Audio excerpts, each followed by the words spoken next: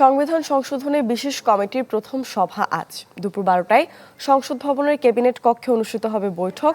সভাপতিত্ব করবেন কমিটির সভাপতি সালাউদ্দিন আহমদ। প্রথম সভায় চূড়ান্ত হতে পারে কর্মকৌশল। বিরোধী দল থেকে কমিটিতে 5 জনের নাম দেওয়ার আহ্বান জানিয়েছিল সরকার। তবে সংস্কার না করে সংবিধান সংশোধনের উদ্যোগ নেয় কারো নাম দেয়নি জামায়াত এবং এনসিপি। গেল 13 জুলাই স্বরাষ্ট্রমন্ত্রী সালাউদ্দিন আহমদকে সভাপতি করে 12 সদস্যের কমিটি গঠন করে জাতীয় সংসদ।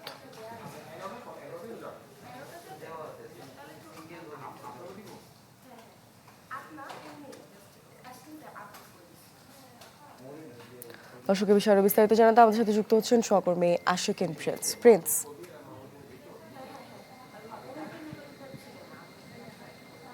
বাংলা কিউআর যেখানে নগদ পেমেন্ট সেখানে সারা দেশে 10 লাখেরও বেশি মার্চেন্টে নগদে পেমেন্ট করুন খুব সহজে।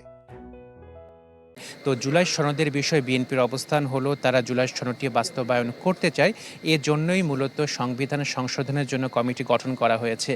মূর্ছনা, আপনাকে জানিয়ে রাখি যে জুলাই সনদ যেটি রয়েছে সেটি মূলত 84টি বিষয় সম্বলিত এবং যেখানে বিভিন্ন রাজনৈতিক দলের নোট অফ ডিসেন্ট বা মতবিরোধ রয়েছে।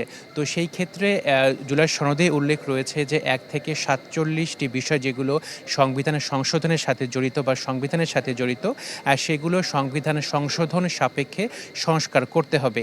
এই জন্যই মূলত বিএনপির পক্ষ থেকে বা সরকার দলের পক্ষ থেকে সংসদে একটি কমিটি গঠন করা হয়েছে, যেটি সংবিধান সংশোধন কমিটি। এবং বিএনপি বলছে যে সংবিধান সংশোধন ছাড়া এটি করা সম্ভব নয়।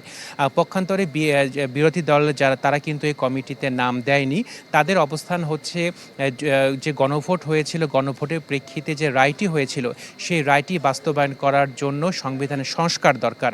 তাদের অবস্থান বা বক্তব্য, তারা বলছে যে সংবিধান সংস্কার করলে পরবর্তীতে এটি চ্যালেঞ্জ করার কোনো সুযোগ থাকবে না কোনো আদালতে।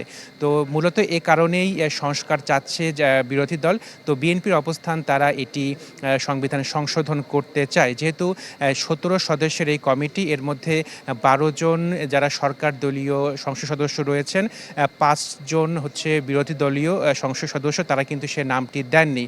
তো আমরা জানতে পেরেছি যে ভবিষ্যতে যদি বিরোধী দলের পক্ষ থেকে সংসদের সদস্যদের নাম দেওয়া হয় তাদেরকে অন্তর্ভুক্ত করা হবে।